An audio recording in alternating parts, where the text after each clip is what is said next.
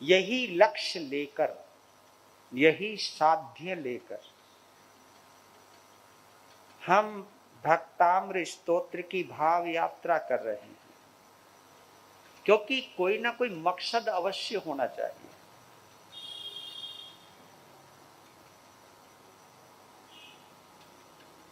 आचार्य मानतुंग ने क्या कहा है, यह सुनने के लिए आना ये जानकारी है, इससे आपका ज्ञान तो बढ़ जाएगा,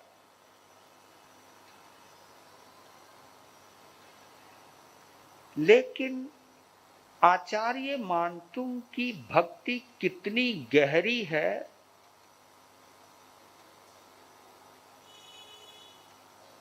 उनकी भक्ति के साथ अपनी भक्ति की जरा सी तुलना जरूर करना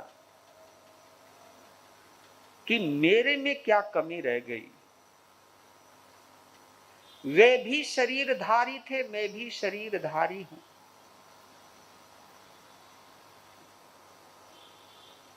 लेकिन वे शरीरधारी होकर के भी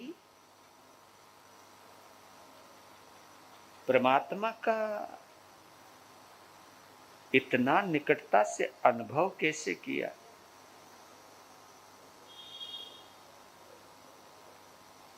उनमें भावों की पवित्रता कैसे आई, मेरे में क्यों नहीं आ पाई। जब हम इस लक्ष्य को लेकर के यात्रा करते हैं तभी वो भाव यात्रा बनती है, नहीं तो ये ज्ञान यात्रा भी हो सकती है, परिचय यात्रा भी हो सकती है, लेकिन इसका नाम जानबूझ के क्यों रखा भाव यात्रा, ताकि ये भावधारा आपके भावों से जुड़ जाए।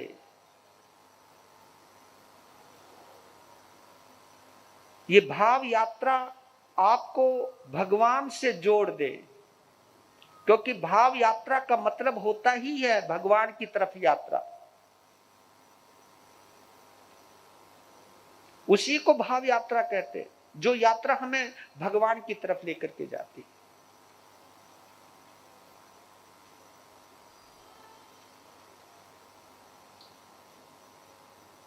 भक्ति के द्वारा मुझे दुनिया की चीजें मिले, ये भाव यात्रा नहीं है, ये संसार यात्रा है।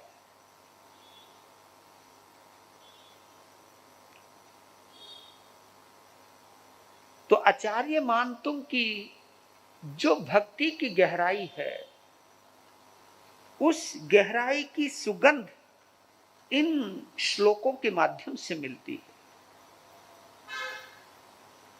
कितने कितने कितने डूबे होंगे। और देखिए, दो लाइनें मुझे बड़ी प्यारी है, लिख के लाया हूं। लिखा है, मुद्दत से दूर थे हम और तुम। मुद्दत तो बहुत बड़ी बात है। मुद्दत यानी पता नहीं कितना समय हो गया भगवान आदिनाथ को कि मुद्दत से दूर थे हम और तुम। एक जमाने के बाद मिलना अच्छा लगा, क्योंकि जो भी वो परिस्थितियां बनी हैं, जो भी वो माहौल बना है कि मुद्दत से दूर थे हम, मुद्दत से दूर थे हम और तुम, एक जमाने के बाद मिलना अच्छा लगा। सागर से गहरा है दोस्ताना आपका, सागर से गहरा है दोस्ताना आपका। तैरना तो आता था पर डूबना अच्छा लगा। तैरना तो आता था पर डूबना अच्छा लगा। संसार सागर में जब डूबते हो तो आप घुटन महसूस करते हो, तड़पते हो, लेकिन ये डूबना ऐसा है, जितना डूबते जाओगे उतने ही डूबते जाओगे, उतने ही मस्त होते जाओगे, उतने ही सुकून में आ जाओगे, पूरी दुनिया के झंझावातों से दूर हो जाओगे। उसकी शरण जैसे ही ग्रहण करोगे वैसे ही परम आनंद की अनुभूति होगी। और वो आनंद इतना बढ़ेगा, इतना बढ़ेगा कि तैरना तो आता था पर डूबना अच्छा, ये है। नहीं तो आप हर जगह जल्दी उब जाते हो, जल्दी बदल लेते हो। यही फर्क है संसार में और भगवान में। संसार में आप एक जगह नहीं टिकते, क्यों? मन है ना, मन एक चीज से जल्दी बोर हो जाता है। जो चीज जब तक ना मिले तब तक तो उसके लिए तड़पता है, और मिलते ही उसके प्रति जो रुझान है, जो आकर्षण है, वो कम होता जाता है। ये आप लोगों का अनुभव भी रहा होगा। कोई चीज आपको नहीं मिलती है तो वो जब तक ना मिले तब तक आप तड़पते हो उसके लिए, और जैसे वो मिल जाए, जैसे वो मिल जाए, और जैसे जैसे समय बीतता जाए उसके प्रति उदासीनता आ जाती है। ये मन की आदत है। जो मिलता नहीं उसके लिए तड़पता है, और जो मिल जाता उसे देखता भी नहीं। ये मन की आदत है। ये मन तुम्हें उलझाता रहता है, कह के छोड़ ना, दूसरे की तरफ चल। इसलिए तो कहते हैं कि आदमी की एक इच्छाएं पूरी हो जाए, एक इच्छा पूरी हो जाए तो 10 और जागृत हो जाती है। ये मन की आदत है। ये तरंगों से जुड़ा हुआ है, ये डूबनों से जुड़ा हुआ नहीं है। लहरें हमेशा ऊपर रहती हैं, गहराई में लहरें नहीं होती। तो यही संसार की यात्रा है, यही भगवान की भाव यात्रा है। भाव यात्रा में जितना आप डूबते जाओगे, डूबते जाओगे, तो क्या होता है मालूम है? इस डूबने में शरीर तो डूब जाता है और आत्मा पार हो जाती है। आप पार उतर जाते हो। शरीर संसार का था, संसार में रह जाता है। आत्मा परमात्मा की थी, परमात्मा बन जाती है। जो जिसका था उसको मिल जाता है। शरीर संसार में मिल जाता है, आत्मा परमात्मा से मिल जाती है। ये जो मिलन है, शरीर मिले संसार से कोई गुरेज नहीं, लेकिन आत्मा मिले परमात्मा से। इसलिए आज का जो श्लोक है बड़ा अद्भुत है। ये हमारी मानसिकता के साथ जोड़ करके बोला है आचार्य मानतुंग ने, हमारी मानसिकता के साथ जोड़कर बोला है। लो पहले हम उच्चारण कर लेते हैं, श्लोक का उच्चारण करते हैं। अद्भुत है, इसकी गहराई में जाते हैं तो बहुत कुछ मिलेगा, बहुत कुछ मिल सकता है। समय की सीमाएं नहीं तो बहुत कुछ और भी मिल सकता है, लेकिन मुझे सब कुछ समय के अंदर ही समेटना है। समेटना भी है और देना भी है। आचार्य मानतुंग की आत्मा को आपकी आत्मा से मिलाना भी है। आपके मन मंदिर में प्रभु आदिनाथ को पहुंचाना भी है। ये अकेला मेरे से तो प्रयास नहीं हो सकता है, उसमें तो आपकी भी तो उत्सुकता चाहिए, आपकी भी तो प्यास चाहिए। क्योंकि कहते कि प्याऊ के ऊपर पानी पिलाने वाला बेशक बैठा रहे, लेकिन जिसे प्यास ही नहीं लगी हो तो उसे प्याऊ की याद नहीं आती। ये प्यास ही है जो हमें कुएं के पास, प्याऊ के पास लेकर के जाती है।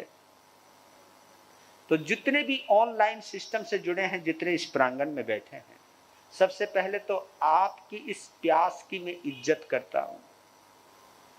ये प्यास है जो आपको यहां खींच करके लाई है कि चलो उस पनघट पे पानी पिएंगे।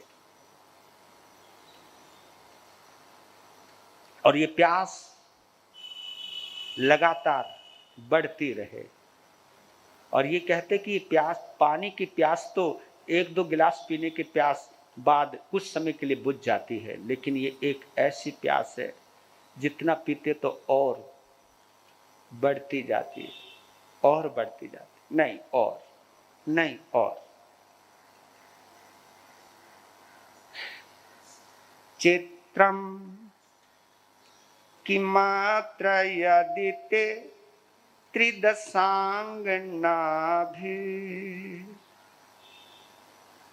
नीतम मनगपि मनोन विकार मार्गम कल्पांत काल मरुता चलिता चलेन किं मंदराद्रिशिखरं चलितं कदाचित् किं मंदराद्रिशिखरं चलितं कदाचित्। अद्भुत।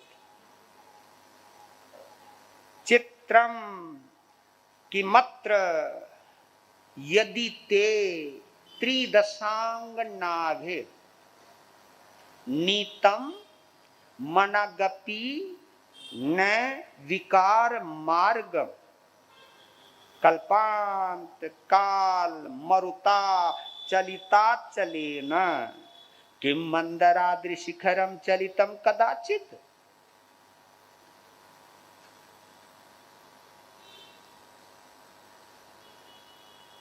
क्या बोलना चाहते हैं?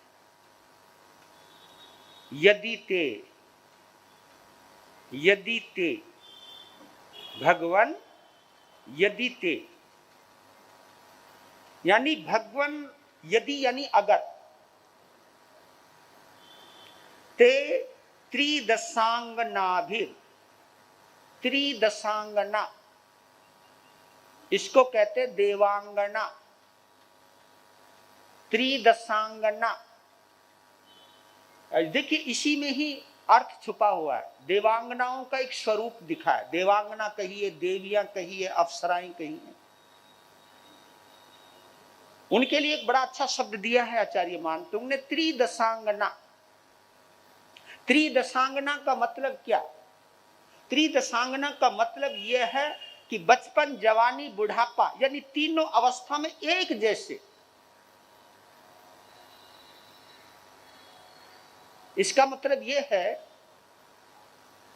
कंपैरिजन किया अपने साथ, इस संसार के लोगों के साथ, कि हम तीन दशाओं से होकर गुजरते हैं। राइट? हमारा बचपन भी आता है, जवानी भी आती है और बुढ़ापा भी आता है। तीन दशाओं से हम गुजरते हैं, तीन अवस्थाओं से हम गुजरते हैं। लेकिन देवांगना वो है जो एक ही अवस्था में रहती है। तीन दशाएं में एक ही अवस्था रहती है, सदा नव यौवना, सदा नव यौवना। ना उनका बचपन होता है और ना ही उनका बुढ़ापा होता है। वो त्रिदशांगना होती है, तीनों दशाओं में एक ही रहती हैं, सदा नव यौवना। यहां देवांगनाओं को ही क्यों लिया गया? यहां देवांगनाओं को इसलिए लिया गया कि इस संसार की सुंदरतम स्त्री भी देवांगनाओं का मुकाबला नहीं कर सकती, क्योंकि यहां की स्त्री का सौंदर्य समय का मोहताज है, वक्त का मोहताज है। पहली बात तो उस सौंदर्य को उभरने में समय लगता है, और जब उभर जाता है तो फिर उसमें ढलने में भी धीरे धीरे वो ढल भी जाता है, हमेशा नहीं रहता। और वजह यह भी है इसकी कि हमारी जो प्रक्रिया है जन्म की, उस प्रक्रिया में और देवी देवताओं के जन्म की प्रक्रिया में अंतर है। हम छोटे से बड़े होते हैं, एक प्रक्रिया से जन्म होता है। हम बीज से बड़े होते जाते हैं। पहले हमारा आकार प्रकार पेट में ही तैयार होता है, मां के गर्भ में ही तैयार होता है। लेकिन उनका आकार प्रकार सैया के ऊपर तैयार होता है। सैया जितनी बड़ी सैया है वहां पर, वहीं से ही वो ऊपर आ जाते हैं और एक जैसी अवस्था में रहते हैं। देवता भी बूढ़े नहीं होते, देवता भी बचपन में नहीं होते। देवी और देवता सदा नवयौवना रहते। हमें तो पता लग जाता है मैं बच्चा हूं, अब मैं बूढ़ा हो गया, अब मेरी बारी आ गई, अब भाई आप क्या करें, अब धीरे धीरे बीमारी आ गई है। ये इन सब चीजों में हम उलझ जाते हैं। ये व्यवस्थाएं हमको एक के बाद एक में ट्रांसफर करती रहती है, लेकिन वहां ऐसा कुछ नहीं है, वहां एक जैसी अवस्था। लेकिन आपने एक चीज और भी देखी होगी, जितने भी 63 सलाका पुरुष होते हैं, ये भी चेक करने वाली बात है, क्योंकि उनका प्रकृष्ट पुण्य होता है, वो अद्भुत होते हैं। और अद्भुत होने की वजह से वो एक जैसे ही रहते। हमारे 24 के 24 तीर्थंकर ये भी बूढ़े नहीं होते, बचपन में तो होते हैं लेकिन बुढ़ापा नहीं आता, या दिखाया नहीं जाता होगा, बुढ़ापा नहीं आता। वासुदेव भी बूढ़े नहीं दिखाए गए, और जितने भी 63 साल का पुरुष है इनके दाढ़ी मूछ नहीं दिखाई देती। मतलब कुछ ना कुछ बातें तो है इनके अंदर, कोई ना कोई लॉजिक तो है। हेलो, कोई ना कोई लॉजिक तो है, और इस लॉजिक को समझना हमको समझना है, क्योंकि प्रकृष्ट पुण्य की वजह से शरीर एक तो उनका निरोगी होता है, और इन 63 शलाका पुरुषों की कोई अकाल मृत्यु नहीं होती। ये विशेष होते, विशेष, और विशेषता इनकी देवताओं के साथ मिलती है, केवल एक जन्म प्रक्रिया को छोड़कर। क्योंकि ये इतने विशेष होते हैं कि देवता भी इनके सामने नतमस्तक होते हैं। ये प्रकृष्ट पुण्य है उनका, बुढ़ापे की झलक नहीं आती। और हमारे यहाँ तो तीर्थंकरों के लिए बोला जाता है, हमारे तो नखून घटते भी रहते हैं, बढ़ते भी रहते, हमको काटने पड़ते हैं, बाल भी काटने पड़ते हैं, नखून भी काटने पड़ते हैं, लेकिन उनका शरीर बिल्कुल सुगठित होता है। एक ही मात्रा में उनके बाल बढ़ते, बस उसके आगे वो जाते ही नहीं। हमारे मलमूत्र से बदबू आती है, उनके मलमूत्र से आती नहीं। हमारे पसीने में भी बदबू आती है, उनमें आती ही नहीं। तो विशेष उनका पुण्य होता है, प्रकृष्ट पुण्य होता है, और वो विशेष होते हैं, वो विशेष होते हैं। और यही विशेषता कभी कभी देवताओं के लिए आदर बना देती है, उनको पूजनीय बना देती है, और बल्कि कुछ मामलों में वो देवताओं से आगे निकल जाते, भाव यात्रा की वजह से, भाव जगत की यात्रा की वजह से, आत्म की निर्मलता की वजह से, साधना की प्रबलता की वजह से, अनासक्ति की वजह से, अपरिग्रह भाव की वजह से देवताओं से वो इतने आगे निकल जाते हैं कि देवता देखता का देखता रह जाता है, अचंभित हो जाता है, और उनके चरणों में नतमस्तक होने को मजबूर हो जाता है, क्योंकि वो जानते हैं कि ये विशेष हैं। कुछ मामलों में हम विशेष होते हुए भी इनके मुकाबले हमारे में कमियां हैं। तो त्रिदशांगना, इसका मतलब होता देवांगनाओं के द्वारा मनागपि, मनाग गपि, मनाक अपि, गे को कै को गे हुआ, या मनाग, अपि का ए गे में मिल गया, मनागपि।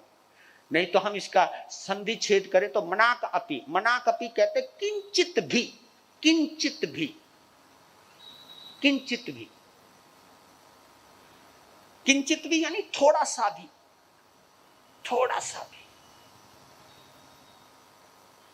मनो ने विकार मार्गम, ते मनो ने विकार मार्गम, वे आपके मन को विकार मार्गम यानी बुरे भाव तक नहीं लेकर जा सकती। इसका मतलब ये है, देवियों का अपार सौंदर्य, देवांगनाओं की अपार हाव भाव क्रीड़ा, आंखों का मटकाना, और जो शरीर का वैभव है, और आंखों के द्वारा भेजना, रिझाने का प्रयास, मतलब उनके हाव भाव को विचलित करने का वो क्या नहीं प्रयास करती। लेकिन बड़े बड़े ऋषि मुनि इस सौंदर्य के वैभव के आगे झुक जाते हैं। विश्वामित्र मेनका के आगे झुक गए। अनेक बड़े ऋषि मुनि भी इस शरीर के सौंदर्य के आगे झुक जाते हैं। थोड़े से हाव भाव कटाक्ष क्या मारे कि चित्त विचलित हो जाता है। लेकिन कमाल है प्रभु, कमाल है, कमाल है। हमारे ऊपर एक सुंदर स्त्री रीझती है तो भी हमारा दिमाग खराब होने की संभावना बन जाती है। लेकिन आपके ऊपर तो देवांगनाएं अपना सब कुछ न्यौछावर करने को तैयार होती हैं।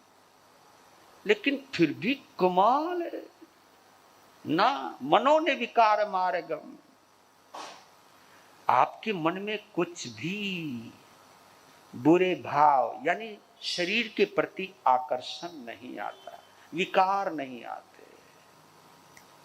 मैं तो इस अचरज को देखकर, और आपको मैं बतला देता हूं, हमारे लिए पर्दा है, पर्दा है, दीवार है, खिड़कियां हैं, हम अपने आप को हम अपने आप के शरीर को छुपा सकते हैं वस्त्रों से या कमरे में, कैसे भी छुपा सकते हैं, लेकिन तीर्थंकरों के लिए तो कोई छुपने की जगह है ही नहीं। इस संसार में कुछ भी क्रीड़ाएं हो रही है, सब उनके सामने हो रहा है।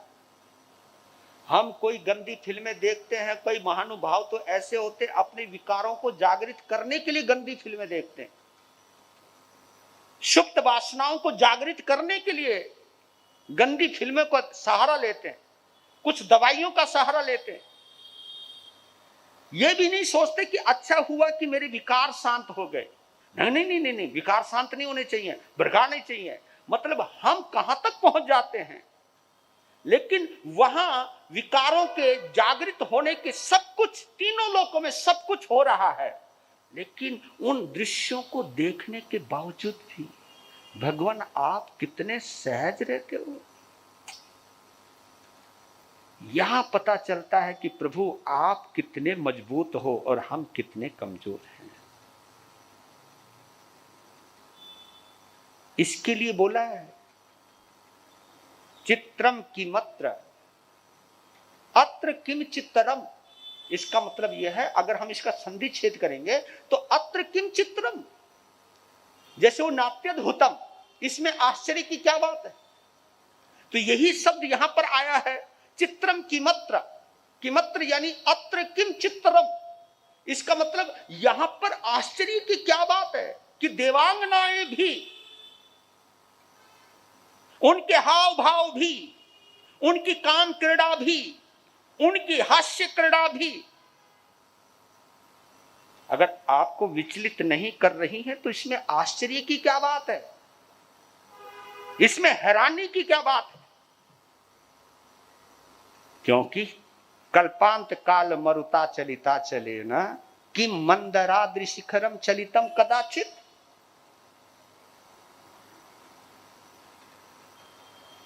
कि सब कुछ उथल पुथल करने वाला कल्पांत काल मरुता। कल्पांत कहते कल्प के अंत में, युग के अंत में, जब समय परिवर्तन होता है, एक युग का अंत होता है, दूसरा युग का शुरुआत होती है, उसको हम कल्पांत कहते हैं। कल्पांत, कल्प के अंत में। जैसे ये आरा का जब अंत होगा, पंचम आरे का अंत होगा, छठा आरे का शुभारंभ होगा, तो उसके शुभारंभ पर ही इतनी प्रचंड वायु चलेगी, उसको कल्पांत काल मरुता, मरुता, मरुत पवन को कहते हैं। इसलिए हनुमान का एक नाम मारुति भी है। मारुति किस लिए नाम है?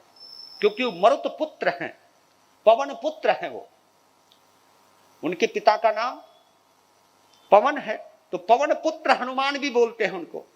तो पवन कहिए, मरुत कहिए, बात एक है।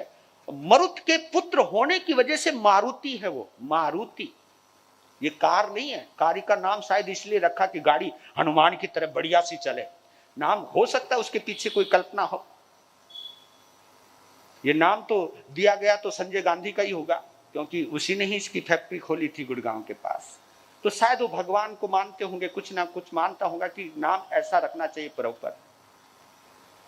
तो ये जो मरुत शब्द है, मरुता, ये तृतीया का एक वचन है। मरुता यानी पवन से, हवा से। कौन सी हवा से? कल्पांत का। जब युग परिवर्तन आता है, तबाही का समय आता है, बर्बादी का वक्त आता है, युग परिवर्तन का वक्त आता है, जब सब कुछ, उस समय हवा ऐसी चलेगी, ये जो हमारे ये बड़े बड़े मजबूत मकान है ना, ऐसे उड़ जाएंगे जैसे कागज का पन्ना उड़ जाता है, उसको कहते उखड़ जाएंगे। सब कुछ उथल पुथल, ऐसी उलट पुलट करने वाली हवा में भी, जहां छोटे छोटे पर्वत भी उखड़ जाएंगे, लेकिन मंद्राद्रि शिखरम चलितम कदाचित, जो मंद्राद्रि पर्वत है जिसको सुमेरु पर्वत कहते हैं, उस सुमेरु पर्वत को क्या दुनिया की कोई हवा हिला सकती है, डिगा सकती है? अगर इतनी बड़ी कल्पांत काल मरुता यानी बर्बादी के वक्त में जो तूफान है, उफान है, उसके अंदर भी अगर सुमेरु पर्वत बिल्कुल अचल है, तो किससे उपमा की है? ये आत्मा की गहराई की बतला रहे। क्या आत्मा जब अपने स्वरूप में स्थित होती है तो वो सुमेरु की तरह बन जाती है। क्यों? क्योंकि कोई भी अरिहंत, कोई भी संत मोहनीय कर्म का अंत किए बिना अरिहंत नहीं बन सकता। और ये जितना भी उफान है वासनाओं का, इच्छाओं का, ये सब मोहनीय कर्म का प्रभंजन है। ये मोहनीय कर्म का उफान है, तूफान है। और मोहनीय कर्म नष्ट हो गया है तो मोहनीय कर्म का अंत कर कर एक संत अरिहंत बनता है। और अरिहंत बनने का मतलब जानते हो? अरिहंत बनने का मतलब यह है कि मन के पार हो गए, मोहनीय कर्म के पार हो गए, आत्मा में चले गए। अब कुछ भी नहीं होगा। उनके सामने बहुत कुछ होगा लेकिन अंदर कुछ नहीं होगा। क्यों नहीं होगा? क्योंकि वो मन के पार हो गए। हमको क्यों होता है? क्योंकि हम अभी मन के दायरे में हैं, मन की गुफाओं में, मन के। हम भी संत होते भी विचलित हो जाते हैं क्योंकि हम मन के साथ हैं। तो आज आचार्य मानतुंग एक बात कह रहे हैं कि कमाल है, आज पता चला प्रभु,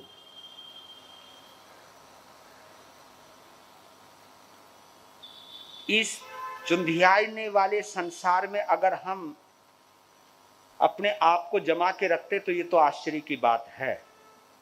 क्योंकि हम मोहनीय कर्म और कर्म के प्रभाव में होते हुए भी अगर हम उसकी मार से अपने आप को बचा लेते हैं संयम के द्वारा, संवर के द्वारा, तो ये तो आश्चर्य है। लेकिन आप अगर चलायमान नहीं होते तो इसमें कोई आश्चर्य नहीं है, क्योंकि आप कर्मों के पार हो गए हो। अभी हम कर्मों के साथ हैं। आप मोहनीय कर्म को विजेता बन चुके हो, आप आत्मा में प्रवेश कर चुके हो। हम तो कभी कभार आपके माध्यम से कभी कभार थोड़ी सा आपके माध्यम से आत्मा का थोड़ा सा अनुभव करते हैं, उसमें ही हमें बड़ा आनंद आता है। लेकिन आप तो सदैव आनंद में रहते हो। इसको थोड़ा सा और समझ लेते हैं। 2 लाइनें बतला रहा हूं। हमारे में और जो संत अरिहंत बनता है, जो आत्मा अरिहंत बनती है, उसमें और क्या अंतर होता है, इस अंतर को हम यहां पहचान लें। 2 लाइनों में समझना। हर उपसर्ग सहन जो करते, गौर कीजिएगा, हर उपसर्ग, उपसर्ग यानी कष्ट, परेशानी, हर उपसर्ग सहन जो करते, कहकर कर्म विचित्रता, कहकर कर्म विचित्रता, हर उपसर्ग सहन जो करते, कहकर कर्म विचित्रता, तन तज देते किंतु न तजते, तन तज देते, तन तज देते किंतु न तजते अपनी ध्यान पवित्रता, अपनी ध्यान पवित्रता, तन तज देते किंतु न तजते अपनी ध्यान पवित्रता। हर उपसर्ग सहन जो करते, कहकर कर्म विचित्रता, मतलब उनके ऊपर कोई भी कष्ट आता है ना, वो बड़े सहज रहते हैं। हम सहज नहीं रह पाते। हमें कोई गाली देता है तो हम भड़क जाते हैं, हमारा कोई सम्मान करता तो हम फूल जाते हैं। मतलब सामने वाले के हर रिएक्शन का प्रभाव हमारे ऊपर होता रहता है। और जो अरिहंत बनने के रास्ते पर चल पड़ा है, उनके जीवन में भी सुख और दुख आते रहते हैं, अनुकूलता प्रतिकूलता आती रहती। लेकिन कमाल है, उस अनुकूलता और प्रतिकूलता के अंदर वो बिल्कुल सहज कैसे रहते हैं? वो सहज इसलिए रहते हैं, हे चेतन, यहां तेरा कुछ भी नहीं है, ये सारा खेल कर्मों का है। हाँ, जो तूने किया है उसका उपभोग करना पड़ेगा। और याद रख, जब तक किए हुए कर्मों को नहीं भोग लेगा, तब तक उन कर्मों से तेरा संबंध नहीं कटेगा। बल्कि हमें तो ये डर रहता ना, कोई कहता जी कोई बीमारी हो जाए ना और ऑपरेशन से बचना हो, देखो गौर करना, ऑपरेशन से बचना तो आप क्या कहते हो? आप कहते हो डॉक्टर कोई ऐसी दवा देना यार, ये ऑपरेशन का चक्कर ना पड़े, ये काटा पीटी करनी ना पड़े, दो ना कुछ ऐसी दवा। यानी हम बीमारी को दबाने की कोशिश करते हैं। और अरिहंत बनने वाला साधक बीमारी दबाता नहीं, बल्कि बीमारी को खत्म करना चाहता है कि खत्म करो। फिर शर्त आई कि जब तक भोगोगे नहीं तो कटेगा नहीं। तो वो भोगते वक्त आनंद में क्यों रहते हैं बताओ? वो भोगते वक्त आनंद में यूं रहते हैं कि अच्छा हुआ मेरी एक बाधा दूर हो गई परमात्मा बनने से। यानी उन्हें हर कामयाबी पर आनंद की अनुभूति होती। कोई भी कष्ट आता है, मैं अचरज मानता हूं कि भगवान महावीर साधना काल में जानबूझकर अनार्य देश में गए, लाड़ देश में गए। वो इसलिए गए कि यहां तो सब मुझे अब जानने लग गए, यहां अब कोई कष्ट मुझे देता नहीं। यानी अपने आप को कष्ट में डालने के लिए, दुख पाने के लिए, मतलब अनार्य देश में जाते हैं कि जहां मुझे जानते, जो भी कष्ट आएंगे, जितने भी कष्ट आएंगे, वो सब कष्ट मेरे मिटते चले जाएंगे। कष्टों को मिटाने का एक ही तरीका है, कष्ट पाकर। ये अद्भुत प्रक्रिया जैन शासन देता है। हर उपसर्ग सहन जो करते, कहकर कर्म विचित्रता, तन तज देते किंतु न तजते अपनी ध्यान पवित्रता। यानी कभी भी वो ध्यान की जो पवित्रता है, बस यही चीज रखना है।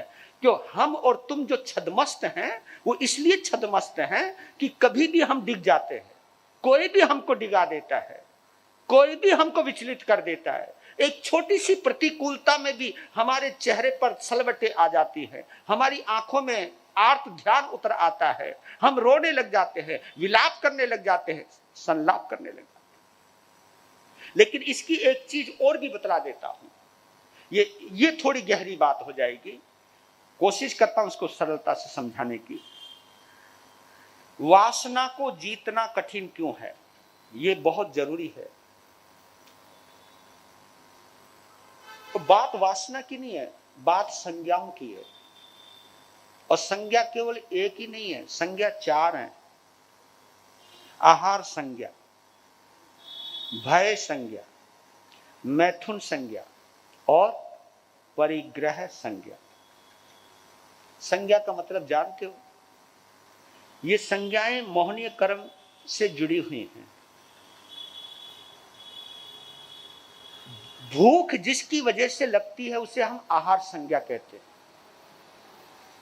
आहार पानी की इच्छा जिसकी वजह से होती है उसको हम आहार संज्ञा कहते हैं। आहार संज्ञा, जब आहार संज्ञा कंट्रोल से बाहर हो जाती है तो हमारा मन करता है कुछ खा लिया जाए, फिर अब भाई अब भूख सहन शक्ति से बाहर हो गई है, अब बर्दाश्त से बाहर, अब खाना पड़ेगा। तो ये आहार संज्ञा जब मजबूत होती है तो भोजन के प्रति आकर्षण आ जाता है, भूखा नहीं रहता।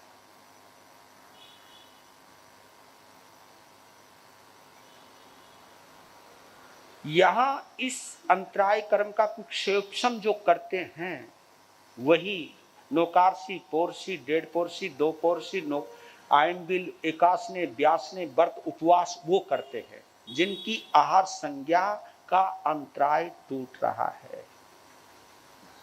लेकिन इतना अंतराय नहीं टूटा क्योंकि हम लक्ष्य बना लेते हैं कि मैंने व्रत करना है। व्रत करने का मतलब आपका मतलब समझ गए कि कल मुझे पारना भी करना है। हमने तभी तो व्रत किया है, उपवास तभी तो किया है कि कल पारना करना है। यानी पहले निश्चित कर दिया भाई ये व्रत आज का ये है, कल फिर खाऊंगा। और कई तो क्या करते हैं कि व्रत में ही प्रोग्राम बना लेते हैं, कल क्या क्या ओए होए भाई दे पारना बढ़िया बना दिए भाई, वह तुम्हारा भला हो। अब इतना मन तुम्हारा उपवास में नहीं लग रहा जितना कि पारने की कल्पना में हम चले जाते हैं। ये देखो उपवास में भी आहार की कल्पना, ये आहार संज्ञा ही तो है। मतलब उपवास में भी शांति नहीं। और बताऊं आपको, अगर आप उपवास करके बैठे हो उस दिन आपको अड़ोसी पड़ोसियों के घर से सुगंध ज्यादा ही आवे। हाँ। और दिन तो नहीं आवे, उसी दिन आवे। बताओ, ये आहार संज्ञा है। ये आहार संज्ञा मतलब कहीं से भी कुछ भी सुगंध। ओह यार उपवास है आज तो यार, कल देख जो सुगंध आ रही है ना यही बनाइए कल। तो दोष कितने लगते चले जाते हैं, यही कल्पना है। यानी हम उपवास करके भी आहार से दूर नहीं, वो दूर होने ही नहीं देती। यह आहार संज्ञा है, भय संज्ञा, जिससे हमें डर लगता है।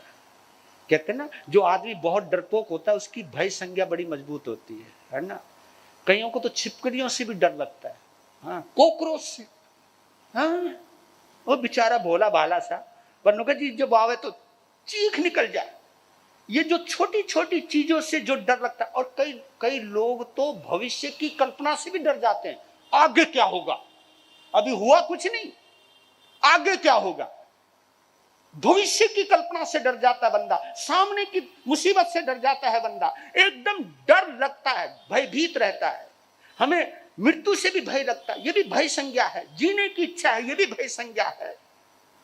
हम अपनी अपनी कल्पनाओं में जैसे आहार की कल्पना कर लेते हैं, ऐसे हम भयों की भी कल्पना कर लेते हैं। हम भयभीत रहते हैं, जबकि वो मुसीबत आएगी या नहीं आएगी इसकी कोई गारंटी नहीं है। लेकिन कभी कभी हम कल्पनाओं में इतने भयभीत हो जाते हैं, इतने भयभीत हो जाते हैं, वो भय का सामना भी नहीं करना तो भी हम भयभीत हो जाते हैं। आप ये देखिए कि कभी कभी भय संज्ञा हमें उतना भयभीत कर देती है कि जिस भय से हमारा वास्ता भी नहीं पड़ना है, लेकिन हमारी मन ने बोल दिया ये होएगा, ये होएगा। तभी तो आदमी डर के मारे कुछ ना कुछ गलत कदम उठा लेता है। इसी प्रकार मैथुन संज्ञा, मैथुन संज्ञा इसको बोलते अपोजिट सेक्स के प्रति जो हमारा आकर्षण होता है, और वो सभी के अंदर होता है। कोई भी संत ये कहता है कि मेरा मन कभी विचलित नहीं होता तो वो झूठ बोलते हैं। ऐसा नहीं बोलना चाहिए। मेरे पंजाब के श्री प्रेमचंद जी महाराज एक बात बड़ी गजब की कहा करते थे, हो सकता कईयों को बुरी लगे, लेकिन वो कहते थे कोई शब्द बाल ब्रह्मचारी शब्द का प्रयोग करते थे तो मना करते थे, ये शब्द का प्रयोग नहीं करना। बाल ब्रह्मचारी वही हो सकता है जो मां की गोद से मौत की गोद में चला गया हो, जिसको अभी पता ही नहीं है। लेकिन जिसे अपने मैं लड़का हूं या मैं लड़की हूं, जिसको यह एहसास होने लग गया है, और ये एहसास तभी होता है जब इंद्रियों के अंदर कुछ ना कुछ उभार होने लगता है।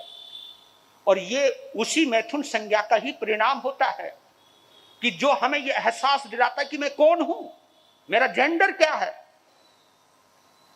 और जिसे जेंडर की पहचान होती है उसे अपोजिट की भी पहचान होगी। और कभी कभी हमारे अंदर मानसिक रूप से कभी स्वप्न में भी विकार पैदा हो जाते हैं, तो स्वप्न में भी विकार होने की वजह से हमारा ब्रह्मचर्य कभी भी खंडित हो सकता है। इसलिए उन्होंने कहा कि बाल ब्रह्मचारी शब्द का प्रयोग वो अधिकांश मना करवाते थे कि यह शब्द का प्रयोग नहीं करना। बाल ब्रह्मचारी का मतलब है जिसमें विकार ही नहीं आया, लेकिन जिसमें मैथुन संज्ञा है। क्यों नहीं आएगा, छद्मस्त है हम, हमें अपनी इंद्रियों के बारे में पता है, वो ठीक है, हम उसको संयम करते हैं, हम उसे रोकते हैं, हम उसको कभी दमन करते हैं, कभी स्ट्रेस में लाते हैं, कभी उसके ऊपर कुछ ना कुछ उसको रोकने का प्रयास करते हैं। लेकिन प्रयास जो कर रहे हैं वो साधना है, वो संयम है। लेकिन यह कहना बाल ब्रह्मचारी, ब्रह्मचारी उसको कहते जो ब्रह्म में रमन करता है, जो आत्मा में रमन करता है, जो इंद्रियों के पार हो गया हो, वो बाल ब्रह्मचारी हो सकता। हम छद्मस्त हैं, कैसे बाल ब्रह्मचारी हो सकते? बेशक मैंने छोटी उम्र में दीक्षा ली है, तो कोई बोलता तो मैं रोक देता हूं, ना ऐसा नहीं बोलना। कईयों को कहता है कि आप ऐसा क्यों बोलते हो? कहा कि मेरी अपनी धारणा है भैया, मुझे मालूम है, मुझे अपनी कमजोरी का पता है, तो इस चीज का प्रयोग आप नहीं कर सकते, इस शब्द का उपयोग आप नहीं कर सकते। तो हमें ईमानदार जरूर होना चाहिए। जो अंदर गड़बड़ हो फिर वो नहीं कहलवाना, वो अपना सम्मान प्राप्त नहीं करना। परिग्रह संज्ञा, जो जमा करने के भाव आते हैं, मेरे श्रावक इकट्ठे हो जाए, मेरे चेले बन जाएं। अब देखो मैं संत होते हुए भी मेरे मन में ये भावना, मेरे इतने श्रावक होने चाहिए, मैं इतने जनों को गुरु धारणा दूंगा, इतने भगत बनाऊंगा। ये परिग्रह संज्ञा है, और ये संज्ञा हमारे को मोहनीय कर्म की प्रबलता से उदय होती है। जो भी मैं जमा कर रहा हूं, हम श्रावक अपने भगत क्यों बनाते हैं? वो हम इसलिए भगत बनाते हैं कि वक्त पर काम आएंगे। आप पैसा जमा क्यों करते हो? क्यों करते हो आप मकान दुकान एडवांस में क्यों खरीद के रखते हो? ताकि ये वक्त पर काम आए। ऐसे ही हम अपने भक्तों को इकट्ठा करते हैं कि वक्त पर काम आएंगे, ये मेरे चेलों के काम आएंगे, मेरे चेलियों के काम आएंगे, मेरी संस्थाओं में काम आएंगे। ये जो इकट्ठा करने की भावना, ये परिग्रह संज्ञा है। और देखो कितनी अचरज की बात है कि कोई भी केवली बिना संज्ञा के नहीं हो सकता। यानी हमारे पास आहार भय मैथुन परिग्रह संज्ञा यानी मोहनीय कर्म की सब धाराएं मौजूद हैं। फिर साधना के द्वारा जब आत्म भाव जागता है, आत्म भाव जागता है, तो ये सब चीजें कमजोर पड़ती चली जाती हैं। और याद रखना, आपको एक बात कहता हूं, जो तुम चाहते हो वही तुम्हारे ख्यालों में आता रहता है, वही आता रहता, वही दिखाई देता है ना। बिल्ली को ही चूहे के सपने आते हैं। हाँ, बिल्ली को चूहे के सपने आते हैं।